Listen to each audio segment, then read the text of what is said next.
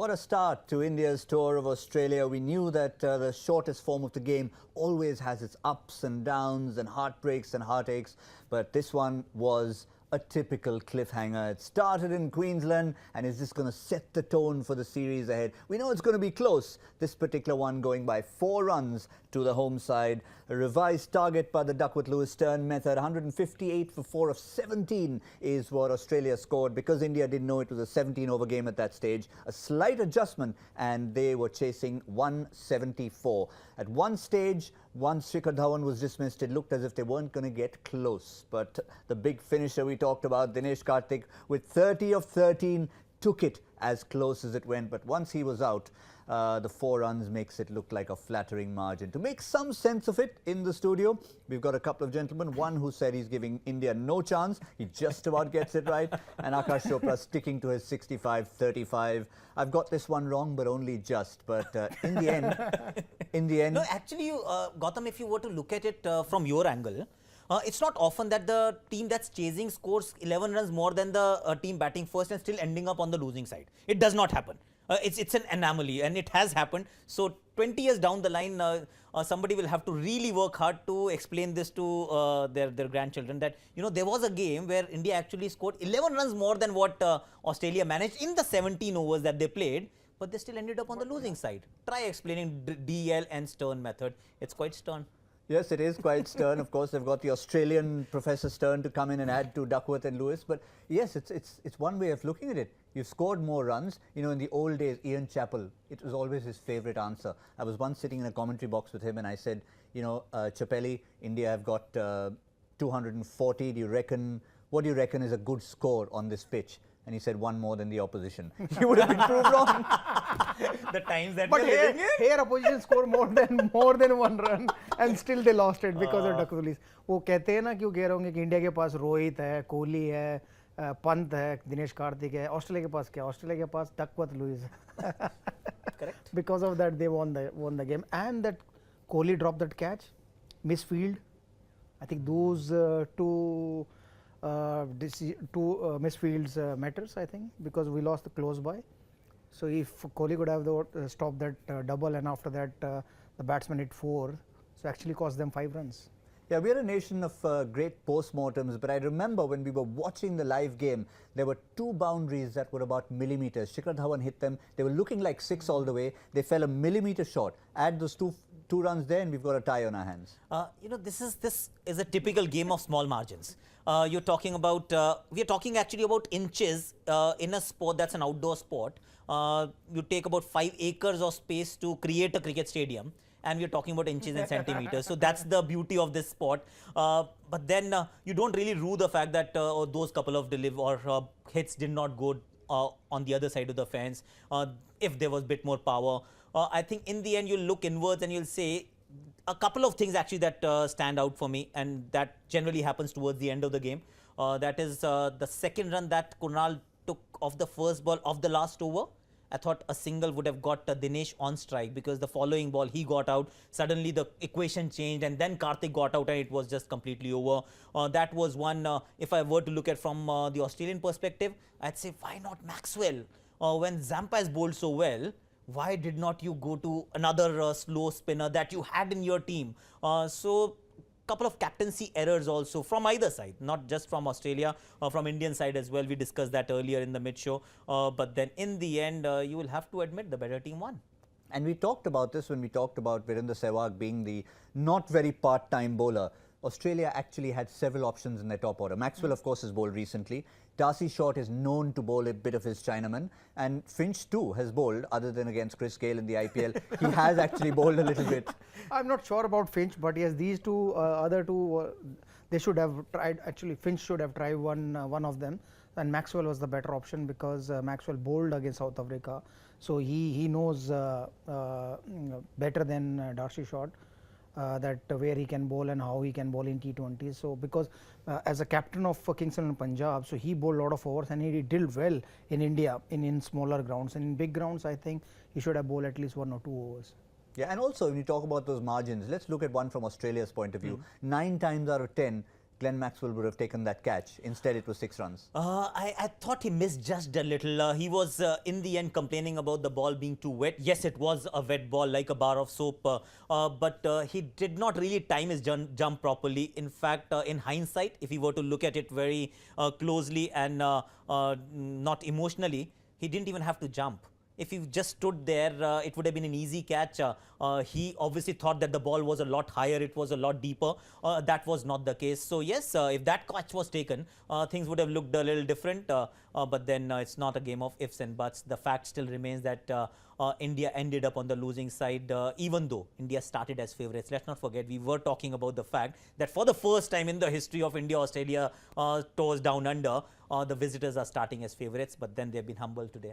Now, there are a few things we in this Crickbuzz Live studio disagreed on, but there are some that we completely agreed on. When the innings started, when it was shortened to a 17-over game, I think all of us in unison said one thing: oh good, Zampa doesn't need to bowl his 4 overs from Australia's point. And guess what? 2 for 22.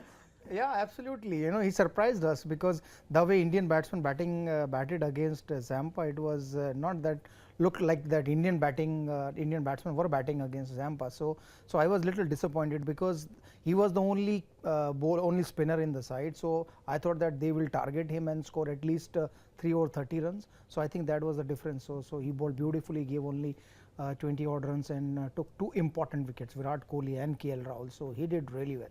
Yeah, Rahul, of course, was maybe at that stage in the innings, but we somehow felt the moment a ball before he got out, Virat Kohli played this almost un-Kohli-like swipe across the line, which normally those wonderful steely wrists would have come into play, even when he's not off not. And somehow you got a feeling it's just not his day.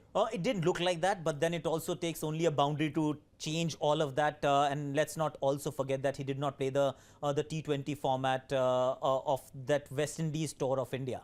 So when you've not played some amount of international cricket, at times you end up getting a little rusty as well. So a few days of practice sessions generally are enough for Kohli. But then today we got to know that he's also human. He also can get out. And he actually got 4 runs of 7 balls. Now we are dissecting proper, like threadbare. But that's how it ends up when you actually lose by a margin of 3 or 4 runs, as it happened in the end. So Kohli did look rusty for a change. Akash, what do you think that next game Kohli will come at number 3? That is another question actually, because I would not want to see Kohli coming at the end of 8th or the 9th over. If I'm Aaron Finch, I'll be very happy. So for Australia's benefit, it's great that Kohli stays at 4. But from India's perspective, I think he has to bat at 3. Come what may, whether Rahul has to adjust, because you don't change change the position of your best batsman to accommodate somebody else. If you're doing that, you're starting on the wrong note. In one day still I can see that Kohli can come at number 4 because there are a lot of overs. But in T20s, when he comes at number 4 and openers gives a good start, then he should come at number 3. Yeah, and we've seen in the IPL, for example, I mean, from 4 to 3 and even to opening the batting. And we saw that you want to use every bit of those. For India also, you opened the batting for India also for his franchisee also in IPL. So he can do it here. But the way Shikhar and Rohit playing in last 1.5 years, I think they were fantastic with the white ball. And I don't think so he need to come as an opener. But yes, number 3, he can come at number 3, and KL Rahul can go number 4, or maybe somebody else can play instead of KL Rahul. But outside the top 4, the big discussion that we kept happening, 1, 2, 3, yes, if they don't all fire, and Shikhar Dhawan played brilliantly today, we're talking about the finishers. First Pant coming, and then can DK do it? And the point is, when the run rate required had gone to 15 and over, they picked up 25 of ties over and got India back in the game. Yes, and I was of the opinion that Karthik may not cut it in Australia, and happy to be proved wrong. He was exceptional today. In fact, overshadowed Rishabh Pant, who's got the strength.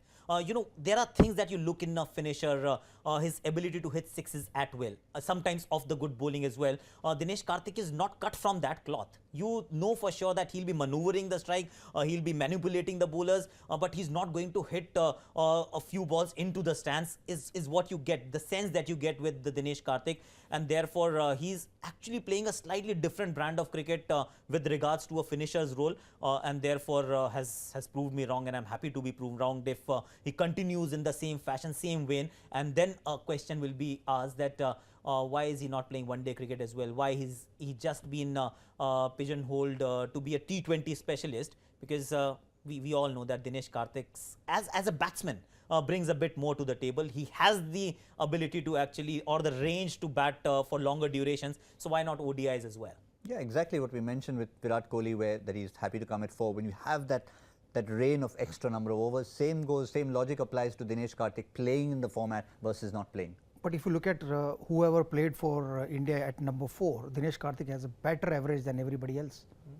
But he didn't get much chances after that.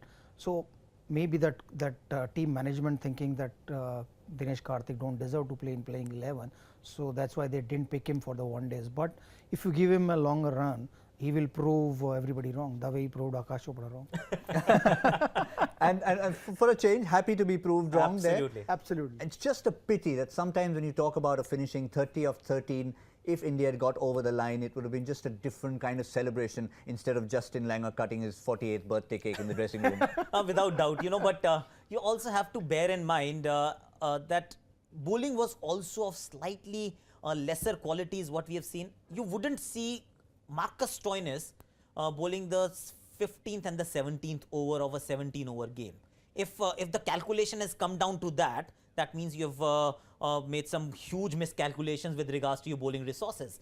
Because Stoinis is not your bowler bowling the finishing overs, but that's how it turned out to be. We saw Ty actually losing it completely, not finding his mark. The wet ball, of course, played a role. This was this huge over, and 14th over, if I remember correctly, was bowled by Ty and not by Stoinis, and he went for plenty. 22 or 23, if my math is fine. He actually brought India back into the game. Courtesy, some good batting, but some ordinary bowling as well, we'll have to admit. And it wasn't... One more thing, that good captain relies immediately, and they take the action immediately when they think that their spinner bowled really well, so they can bring the part-timer also. And I've seen that good captains did that. MS Dhoni used to do that, and there are other captains who use their bowlers in a way that, okay, who's bowling well, spinner department bowling well or fast bowling department. Accordingly, they'll bring their part-timers, or they bring other bowlers and give one extra over to the part-timers. And imagine that instead of ties, if Maxwell or maybe Darcy Short bowl that over, I don't think so they can go for 25 runs. And we didn't see enough of a huddle from the senior Australian players we are used to seeing. Maxwell is part of the senior management as such in the team, and we didn't really see him maybe even walking up to Finchy and saying, "Can I have a ball?" If you are a bowler yourself, that's a slightly difficult conversation to have. Yes, as a part of the leadership group, and leadership group has been spoken about quite a bit in Australian cricket recently. You can suggest different names. But you go ahead and say, I should be bowling here. It's a slightly different proposition. But then, Finch was good in parts. He was looking for wickets is the general impression that you got, that he had a slip in place when he didn't need to have a slip in place. When Kohli walked into bat, he was happy to bring his fielders close, irrespective of the reputation that Kohli has walked on for this tour. So he was good in patches, but then as a captain, it still felt that he's work in progress. He's not right there. He obviously is not really judged the pulse of the match at that point in time. Maxwell, we discussed that. Maxwell had to bowl a couple the moment Zampa bowled well. You're right, in fact, about the miscalculation. I only asked Saurav Ganguly when ball was turning that, okay, I can bowl. If ball is not turning, you will not look at the captain. You will just move away. If captain is coming towards you, you just look somewhere else. Because if ball is not turning, it's very difficult. Did Dada respond? Many times, yes. Or did he take the ball and bowl himself? No. He gave it to me.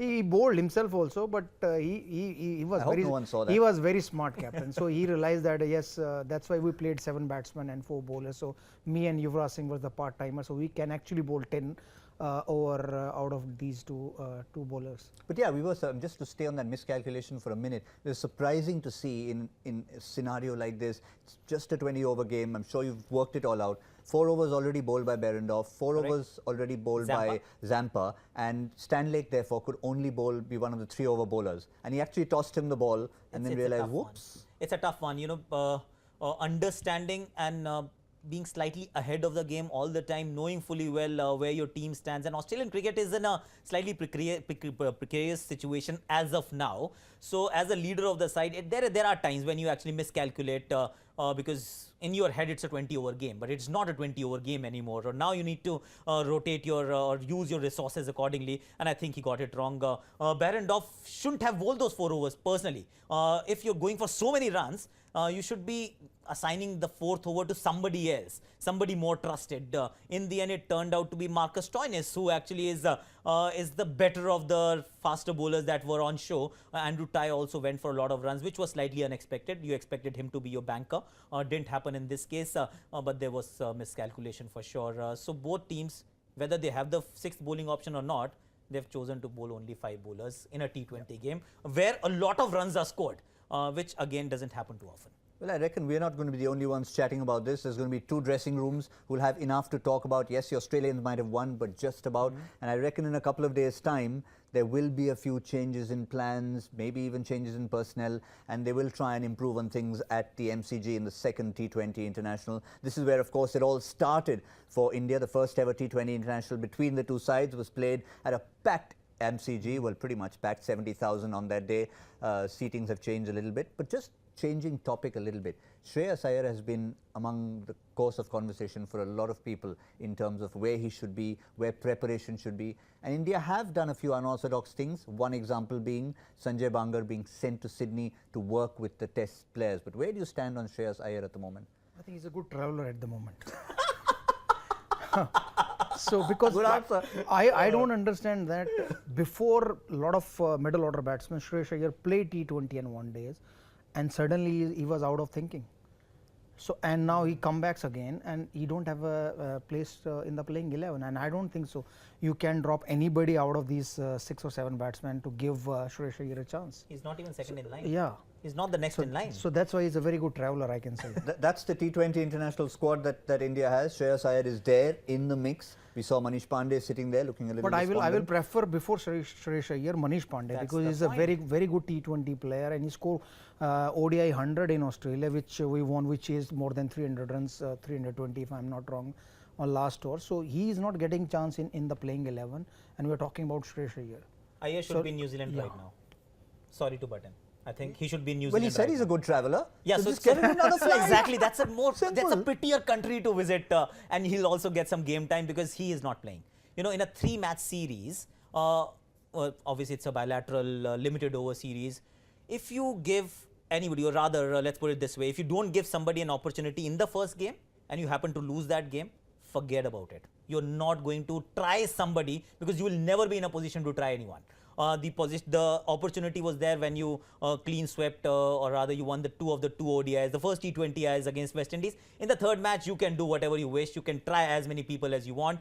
But in a situation like this, there is no chance that he's getting a game unless you see 2 injuries. Fingers crossed, won't happen. So he should be in New Zealand playing something worthwhile, because this tour is also only for 5 days. Firstly, I don't even understand how they actually get the itinerary going, because this entire limited overs team is in Australia for a week. They'll play 3 games in 5 days, go back home, come back after a month, we'll play another 3 ODIs. Who does that? Play the limited overs leg in one go and then play the test matches. Why have test matches in between T20s and 1 days? That's beyond me. It's like multiple entry visa. Yeah. That you definitely need one. I think that's the BCCI mistake, because Australia were playing 1-day cricket and T20 against South Africa, and they chose to. They chose to play like that, and BCCI agree. BCCI should not do that. They should play a couple of warm-up games, play test series or 1-day series or T20, finish the 1-day and T20, and then play test series, or play test series first and then finish 1-day and T20. Yeah, since we started today in the morning talking about that wonderful test series 2003-04, it finished off, and then you had the tri-series, which in those days used to happen. So it was nice, clean cut. The test specialists went back. Or you can play only test series the way Australia did. You know, they come here, they play test series and go back, and the next year they come for 1-day and T20. Yeah, they are coming in So 2019. India can do that. But I don't know why we are not doing, because this conversation we were doing since, I think, since my debut time, 2003, 4 or 2001. Because the overseas teams comes here, the South African and England team or Australian team comes here, they play test series, go back, then they come back for 1-day series. So there is no homesickness for them. But we as an Indian will go like Virat Kohli and Rohit Sharma, KL Rahul, these are the 3 or maybe Bumrah and all the bowlers who are playing Test cricket and one day. So they'll stay in Australia for next 2.5 months. So they'll get homesick also. But we are not bothered. BCCI is not bothered. Shikhar isn't bothered either, actually. That's his second home, so he's all right. He's saying absolutely fine. Someone picked that up early when they were saying that the way Shikhar is playing, it looks like he's playing in his backyard. Well, it wasn't too untrue. It was not too far away from home. We discussed only Rohit Sharma and Virat Kohli, so we were not bothered about Shikhar Dhawan. He's a local, but yeah, he's only talking about Indians. But I think he batted superbly in last T20 also against West Indies. He couldn't score that 100, but in this game he batted beautifully. We thought that if he stayed there for another couple of overs, so the match would over. Yeah, sometimes you look at the numbers and 76 or 42 is good on any surface, but it was just the way he played. He just looked so good from ball one. If the ball isn't moving, in my opinion, laterally in the air or off the surface, it does not matter how fast you bowl to Shikhar Dhawan. He's someone who likes the pace, who's at his best if you bowl fast at him. And he also showed that these pitches, if they're true in nature, they're not going to trouble Shikhar Dhawan so much, and he was on a different trip, different mission altogether. We have seen him blowing hot, blowing cold in 2018. It's been a strange kind of year. We've seen him bagging Man of the Series award in Asia Cup, and then missing or misfiring consistently against West Indies at home when you thought that he'll be in his pomp, but that didn't happen. And now in Australia, where you felt Gaba pitch, maybe there'll be some sideways movement available for the bowlers. He might struggle. He's proved everyone wrong once again. So you know pretty much that if the ball is coming onto the bat nicely and it's not moving in the air, Shikhar Dhawan will be a batsman that'll be tough to contain with. Changes for MCG. I think I'm not coming here. Somebody else will come. So that's a change. That's the one change. I don't think so. India will change anybody. I don't think so. And Australia, because they won the game, they will play with the same playing 11. So I have actually two changes in mind. One for India, one for Australia. For India, if there's slightly less grass cover, you've got to find a way to get Yuzi Chahal in. Unfortunately, the way it is, and we discussed justice and balance and all of that earlier, you can't drop Krunal Pandya. The other option for Krunal Pandya could be Washington Sundar. That's a slightly left field selection, because at number 7 you want somebody who can bat a little bit. So either Krunal or Washington, but then Krunal has played only one game. Even though he went for runs, you will give him another opportunity. The beauty of a 3-match series. And you starting with a particular 11, you got to give anybody who you've given a chance ample chances to fail or succeed. So Krunal stays, but for Khalil, you can toy with the idea of getting Chahal in because MCG is a big ground, and if there is some amount of assistance available for spinners, or rather less assistance for faster bowlers, you can toy with that idea. And the second bit for Australia would be Nathan Coulter-Nile for either Behrendorff or the Billy Stanley. Yeah, the Billy Stanley. So you got these two. I'll get Nathan Coulter-Nile straight in. More experience, more control, and equally aggressive. Fair enough. And otherwise, mentally, just one final comment from both of you. It's been a close game, just 4 runs. Let's forget team changes. Does India's approach need to change at all in Melbourne? no, I don't think so. I don't think so. The way they played beautifully. They were unlucky that their 2 best batsmen got out early. If they would have there, so the result would have been changed. Bowling wise, I think they need to think slightly differently. Tactically, they would be better off. If Khalil is playing, you need to find a way to get a couple of his overs over and done with in the power play overs itself. Use the frailty, the fragility of the Australian top order to your advantage. So get a few overs from him. Make sure that you've got a way to have at least 2 or 3 spells of Bhuvi and Bumrah. The way they were utilized in the first T20I, I thought they ended up being too predictable in nature. Yes, well, that's as far as things are concerned. We're looking forward to the second T20 International in Melbourne. It's always good when the side who are favourites, in this case India, go 1 behind. So it means they're going to come really hard at the MCG, and that should make it for a spicy contest. Remember, we gave you a question early on in the morning. It was the joy factor question, which Akash spotted very early on as being coming out of the back of the hand. The Gabba has seen some of the finest in the world perform, from Bradman and Sobers to Warne and Tendulkar, but which sportsman who was worth over 80 million a few years later, $80 million, played 4 matches on this ground in the year 2000. One hint there was the year 2000 was also when Australia held a major sporting event, the Sydney Olympics. And remember, the Sydney Olympics also held football. And the answer was Ronaldinho, playing for Brazil at that time at the age of 20. And the football was played across 5 venues. One of the venues was the Gabba at the 2000 Summer Olympics. It's always good to look in Olympic year. Akash Chopra spotted the fact that it need not be a cricketer. And that's But the answer. nobody earned that much money. Yeah, so that's, $80 million that was a good clue, Yeah. That was a good- who's worth $80 million a year? Can't be a cricketer unless he's Virat Kohli. Maybe he is Oh, actually. he's also not earning that much. I don't know. Okay. I don't know. This is a discussion it'll take a long time to get through this. We actually have a winner. Unfortunately, not 80 million US to give away to you, but and no red table either. We've changed the set slightly, so you'll have to figure out what it is you want from us. So somebody who's won a prize from us in the past, he probably already has a few red tables in his house. Kaustav Pathak, he wins this answer. We had lots and lots of answers coming to you on hashtag CrickBuzzLive. Ronaldinho.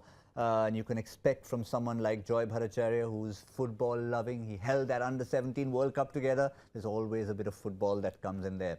Just about time left to say thank you to Akash Chopra, to Virendra Sehwag. Like Shreyas Iyer will be a bit of a traveller come tonight. So safe travels. Good traveller. And enjoy the shortest format of the game. Thank you, Gautam, and congratulations to Mr. Pathak. Pathak sir was very good. Absolutely. Well done. Fantastic. Absolutely. And thank you, Akash, as well. It's been great to have both of you in the studio, reuniting on the field after the opening partnership of 2003-2004. Always a pleasure. Well, that's all we have. Remember, we're going to be back in a couple of days' time, bright and early, to bring you CrickBuzz Live from the MCG, the second T20 international between India and Australia. India 1 down in the series, but far from down and out.